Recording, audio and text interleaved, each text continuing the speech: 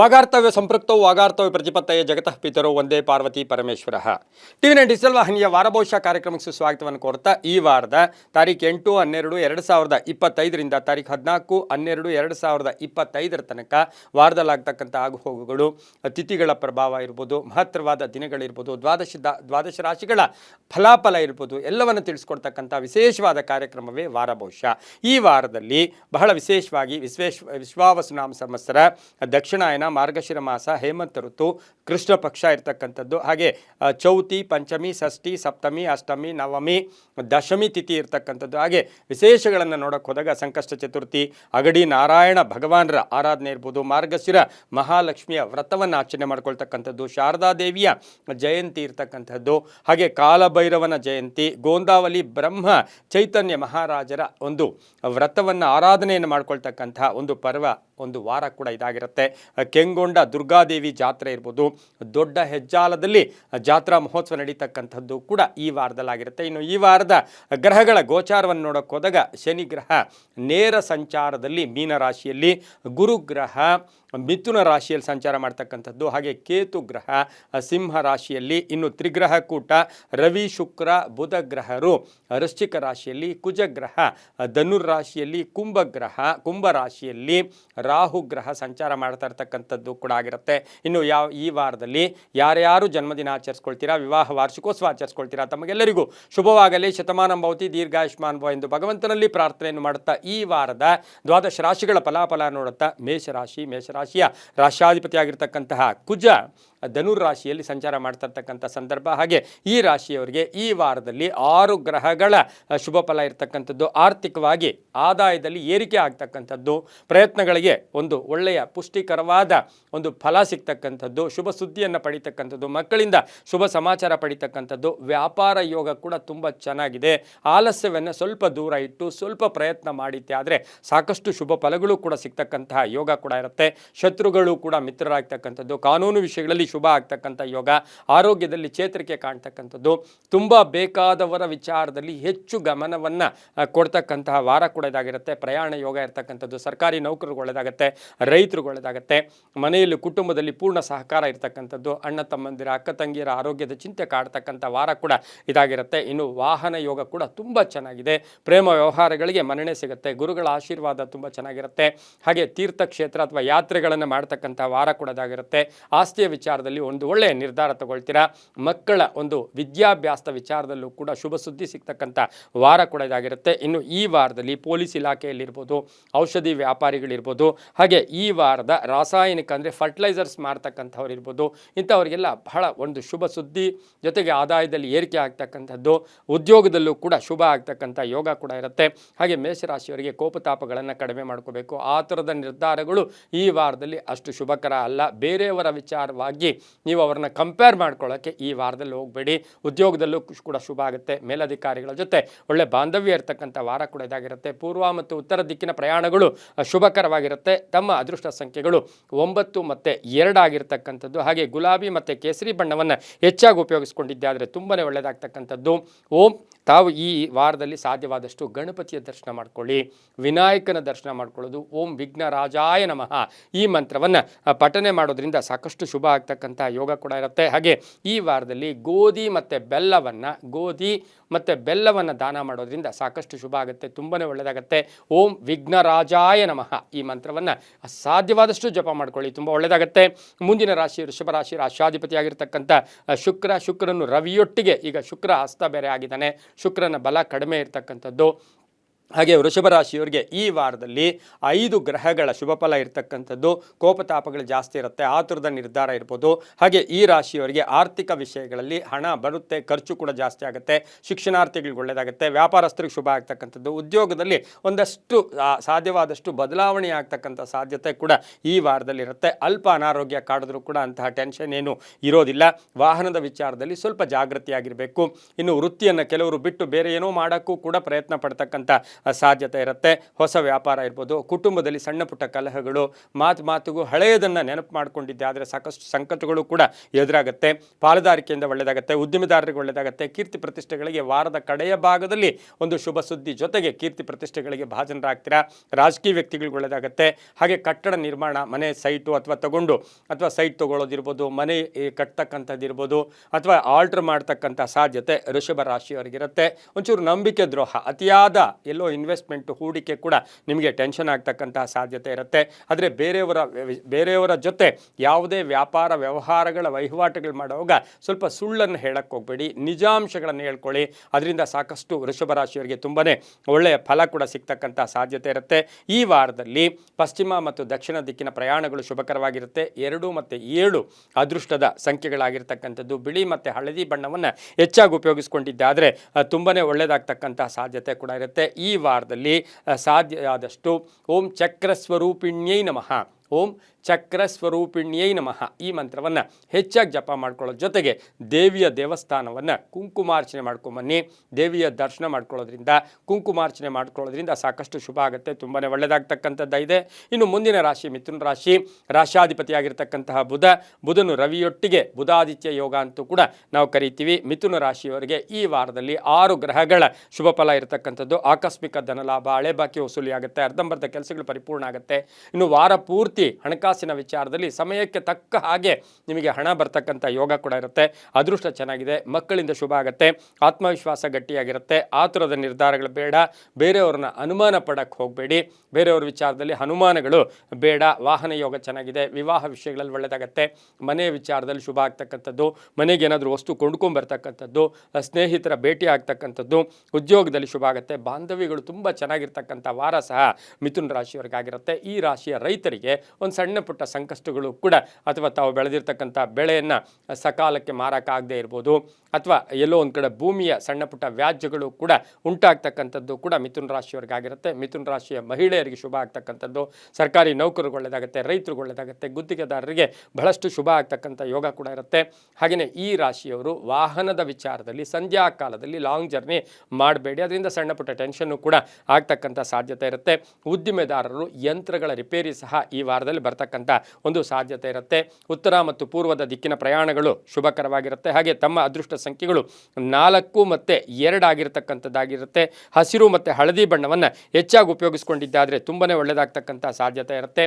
ಈ ವಾರದಲ್ಲಿ ಪುಟ್ಟ ಮಕ್ಕಳಿಗೆ ಮೊಸರನ್ನವನ್ನು ದಾನ ಮಾಡೋದ್ರಿಂದ ಮಿಥುನ ರಾಶಿಯವರು ವಾರದ ಎಷ್ಟು ಸಾರಿ ಆದರೆ ಸಾಧ್ಯವಾದಷ್ಟು ಮೊಸರನ್ನವನ್ನು ದಾನ ಮಾಡೋದ್ರಿಂದ ಸಾಕಷ್ಟು ಶುಭ ಆಗ್ತಕ್ಕಂಥ ಯೋಗ ಕೂಡ ಈ ಒಂದು ವಾರದಲ್ಲಿರ್ತಕ್ಕಂಥದ್ದು. ಓಂ ಸೂರ್ಯನಾರಾಯಣಾಯ ನಮಃ, ಓಂ ಸೂರ್ಯನಾರಾಯಣಾಯ ನಮಃ ಈ ಮಂತ್ರ ಜಪ ಮಾಡ್ಕೊಳ್ಳಿ, ತುಂಬ ಒಳ್ಳೆಯದಾಗುತ್ತೆ.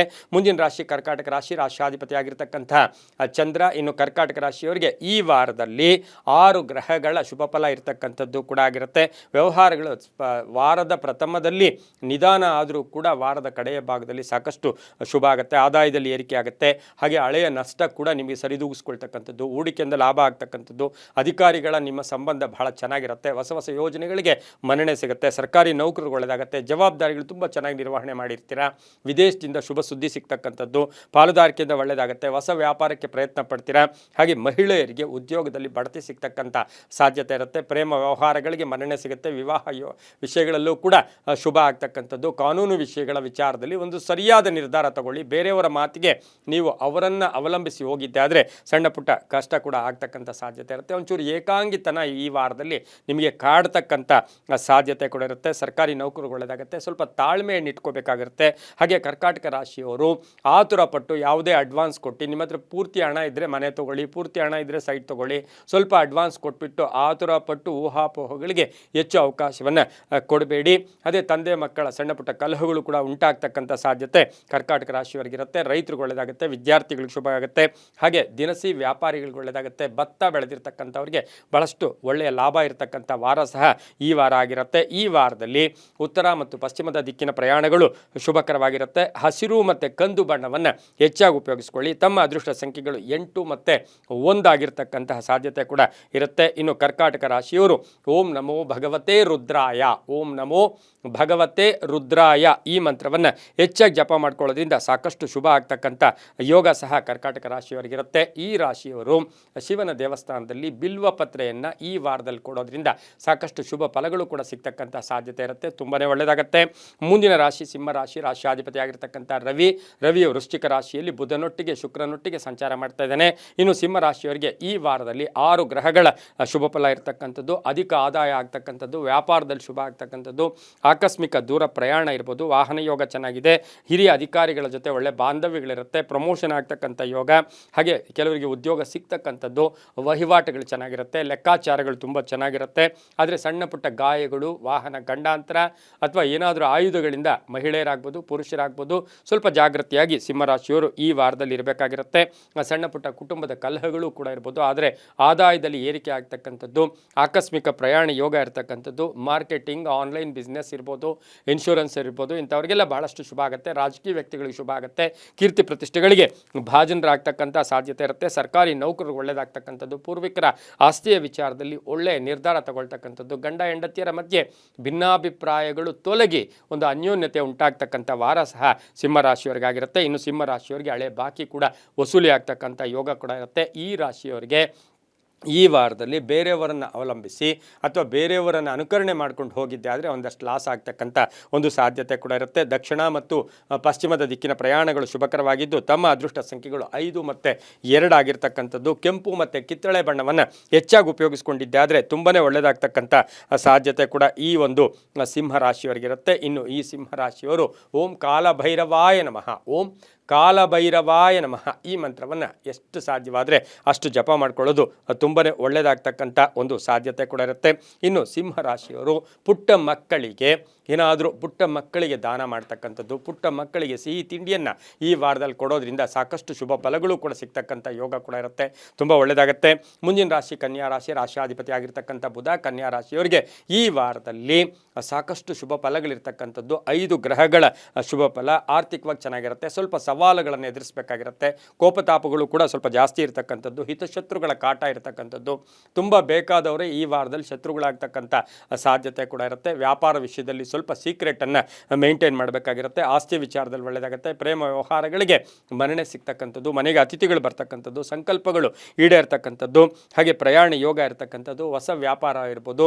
ಹಾಗೆ ಹಿತಶತ್ರುಗಳು ಸ್ವಲ್ಪ ನಿಮ್ಮ ಜೊತೆನೇ ಇರ್ತಾರೆ, ನಿಮಗೇನೋ ತೊಂದರೆ ಕೊಡ್ತಾ ಇರ್ತಾರೆ, ಅಂತಹವರ ವಿಚಾರದಲ್ಲಿ ಸ್ವಲ್ಪ ಹುಷಾರಾಗಿದ್ದಿದ್ದೆ ಆದರೆ ತುಂಬಾ ಒಳ್ಳೆಯದಾಗ್ತಕ್ಕಂಥ ಸಾಧ್ಯತೆ ಕನ್ಯಾ ರಾಶಿಯವರಿಗಿರುತ್ತೆ. ಇನ್ನು ಕನ್ಯಾ ರಾಶಿಯವರಿಗೆ ಮನೆ ತಗೊಳ್ತಕ್ಕಂಥದ್ದು, ಸೈಟ್ ತಗೊಳ್ತಕ್ಕಂಥ ಯೋಗ ಕೂಡ ಈ ಒಂದು ವಾರದಲ್ಲಿ ಇರ್ತಕ್ಕಂಥ ಸಾಧ್ಯತೆ ಇರುತ್ತೆ. ತಮ್ಮಲ್ಲಿರ್ತಕ್ಕಂಥ ಪ್ರತಿಭೆಗೆ ತಕ್ಕ ಪುರಸ್ಕಾರ ಸಿಗ್ತಕ್ಕಂಥದ್ದು, ಹಾಗೆ ರಾಜಕೀಯ ವ್ಯಕ್ತಿಗಳಿಗೆ ಶುಭ ಆಗ್ತಕ್ಕಂಥದ್ದು, ಸ್ವಲ್ಪ ಯಾರನ್ನೋ ನಂಬಿ ಮೋಸ ಹೋಗ್ತಕ್ಕಂಥದ್ದು, ದುರಾಸೆ ಬೇಡ ಅಂತ ಹೇಳುತ್ತೆ. ಹಾಸಿಗೆ ಇದ್ದಷ್ಟು ಕಾಲು ಚಾಚ್ಕೊಳ್ಳೋದ್ರಿಂದ ಸಾಕಷ್ಟು ಶುಭ ಆಗ್ತಕ್ಕಂಥ ಯೋಗ ಸಹ ಕನ್ಯಾ ರಾಶಿಯವರಿಗಿರುತ್ತೆ. ರೈತರಿಗೆ ಒಳ್ಳೆಯದಾಗುತ್ತೆ, ವಿದ್ಯಾರ್ಥಿಗಳಿಗೆ ಶುಭ ಆಗುತ್ತೆ, ವ್ಯಾಪಾರಸ್ಥರಿಗೆ ಒಳ್ಳೆಯದಾಗುತ್ತೆ, ವಿದ್ಯಾಸಂಸ್ಥೆಗಳು ನಡೆಸ್ತಾ ಇರ್ತಕ್ಕಂಥವ್ರಿಗೆ ಸಾಕಷ್ಟು ಅಧಿಕ ಆದಾಯ ಇರತಕ್ಕಂಥದ್ದು, ಹಳೆಯ ಕಾಯಿಲೆ ಬಗ್ಗೆ ನಿರ್ಲಕ್ಷ್ಯತನ ಬೇಡ ಅಂತ ಹೇಳುತ್ತೆ. ಹಾಗೆ ಈ ರಾಶಿಯವರಿಗೆ ಒಂದು ಗೊತ್ತು ಗುರಿ ಇಲ್ಲದೆ ಸುಮ್ಮನೆ ಏನೇನೋ ಯೋಜನೆಗಳನ್ನು ಹಾಕ್ಕೋಬೇಡಿ, ಪ್ಲಾನ್ ಮಾಡ್ಕೊಂಡು ಹಾಕ್ಕೊಳ್ಳಿ, ತುಂಬಾ ಒಳ್ಳೆಯದಾಗುತ್ತೆ. ಪೂರ್ವ ಮತ್ತು ಉತ್ತರ ದಿಕ್ಕಿನ ಪ್ರಯಾಣಗಳು ಶುಭಕರವಾಗಿದ್ದು ಹಸಿರು ಮತ್ತು ಹಳದಿ ಬಣ್ಣವನ್ನು ಹೆಚ್ಚಾಗಿ ಉಪಯೋಗಿಸ್ಕೊಳ್ಳಿ. 4 ಮತ್ತು 1 ಅದೃಷ್ಟದ ಸಂಖ್ಯೆಗಳಾಗಿರ್ತಕ್ಕಂಥ ಸಾಧ್ಯತೆ ಇರುತ್ತೆ. ಓಂ ದುರ್ಗಾ ಪರಮೇಶ್ವರ್ಯೈ ನಮಃ, ಓಂ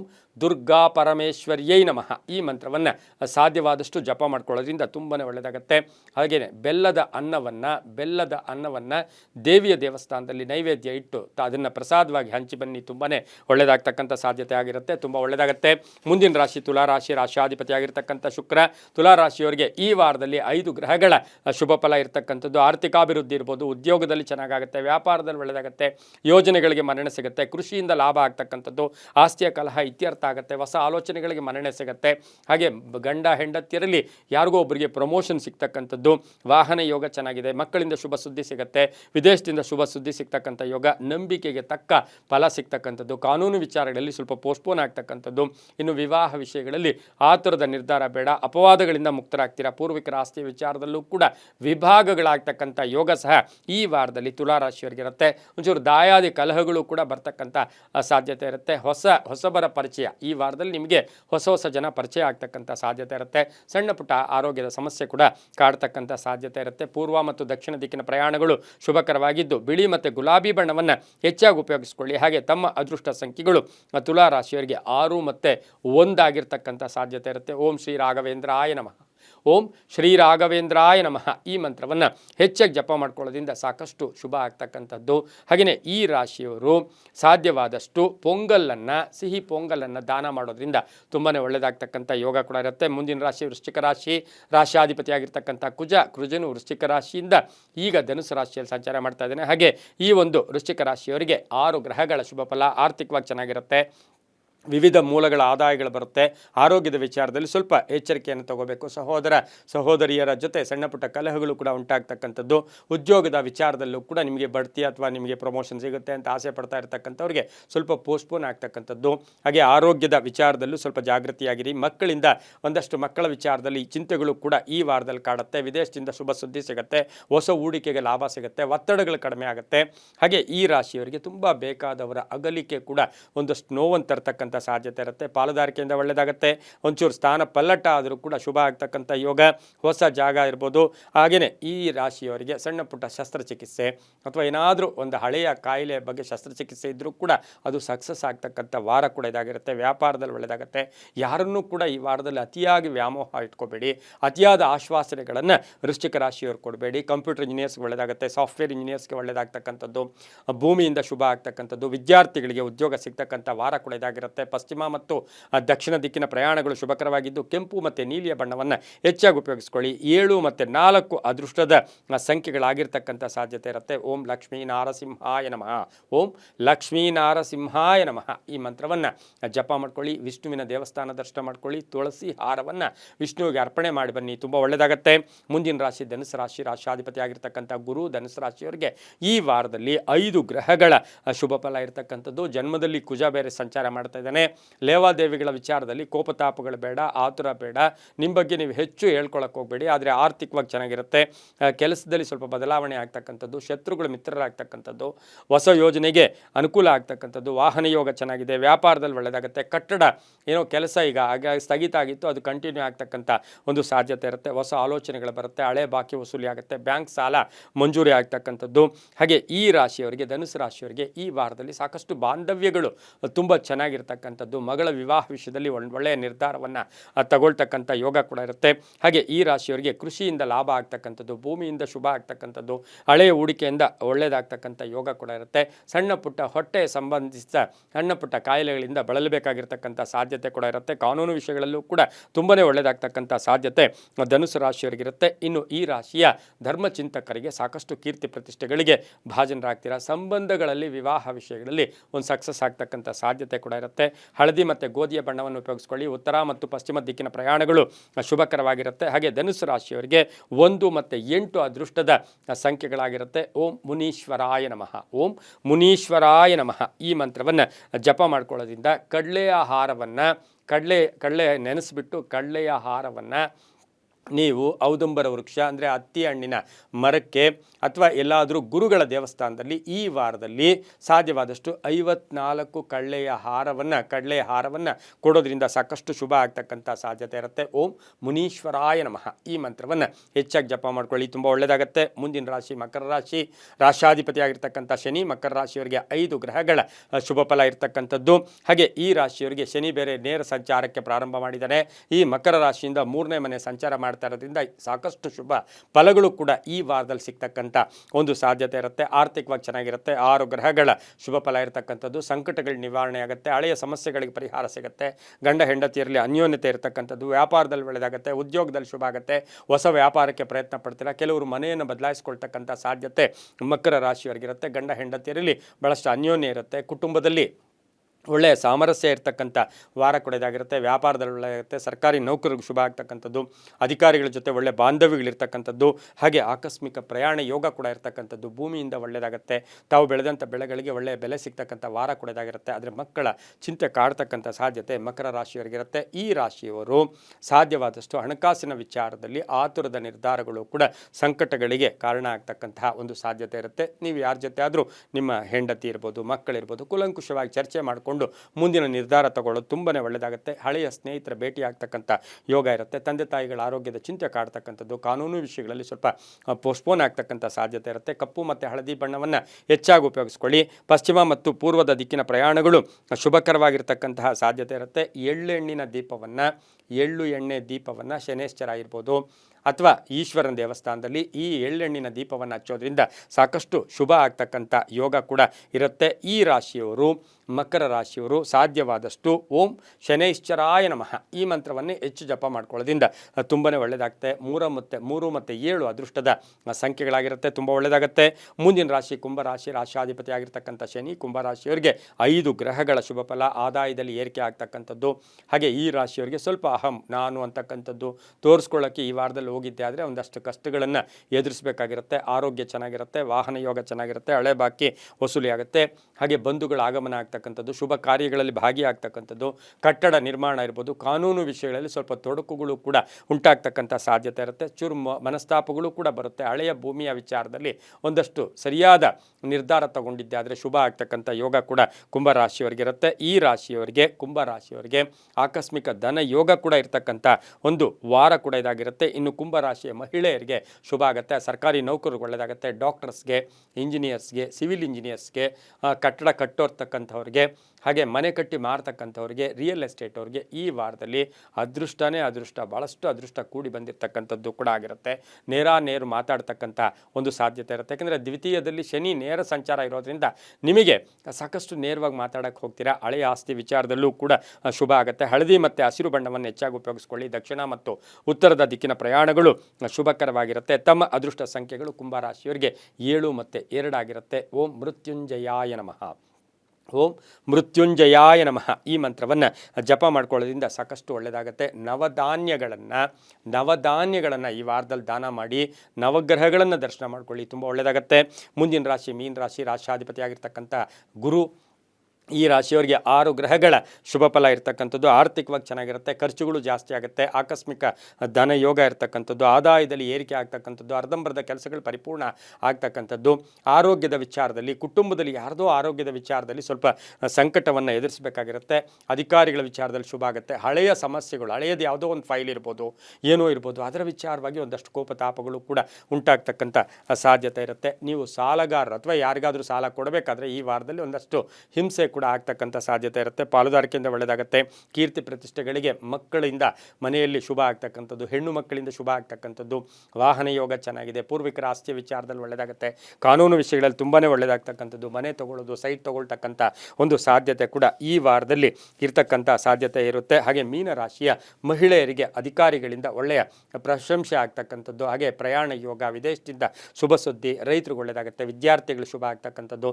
ಧರ್ಮಚಿಂತಕರಿಗೆ ತುಂಬಾ ಒಳ್ಳೆಯದಾಗ್ತಕ್ಕಂಥ ಸಾಧ್ಯತೆ ಇರುತ್ತೆ. ಅಲಂಕಾರಿಕ ವಸ್ತುಗಳನ್ನು ಮಾರಾಟ ಮಾಡ್ತಕ್ಕಂಥವ್ರಿಗೆ ಶುಭ ಆಗ್ತಕ್ಕಂಥದ್ದು. ಹಾಗೆ ವಿದ್ಯಾ ಸಂಸ್ಥೆಗಳಲ್ಲಿ ಕೆಲಸ ಮಾಡೋರಿಗೆ ಬಹಳಷ್ಟು ಶುಭ ಆಗ್ತಕ್ಕಂಥ ಯೋಗ ಕೂಡ ಈ ಒಂದು ಮೀನರಾಶಿಯವರಿಗೆ ಇರುತ್ತೆ. ಉತ್ತರ ಮತ್ತು ಪೂರ್ವದ ದಿಕ್ಕಿನ ಪ್ರಯಾಣಗಳು ಶುಭಕರವಾಗಿರುತ್ತೆ. ಹಸಿರು ಮತ್ತು ತಿಳಿ ಹಳದಿ ಬಣ್ಣವನ್ನು ಹೆಚ್ಚಾಗಿ ಉಪಯೋಗಿಸ್ಕೊಂಡಿದ್ದಾದರೆ ತುಂಬಾ ಒಳ್ಳೆಯದಾಗುತ್ತೆ. 6 ಮತ್ತು 1 ಅದೃಷ್ಟದ ಸಂಖ್ಯೆಗಳಾಗಿರ್ತಕ್ಕಂಥ ಸಾಧ್ಯತೆ ಕೂಡ ಇರುತ್ತೆ.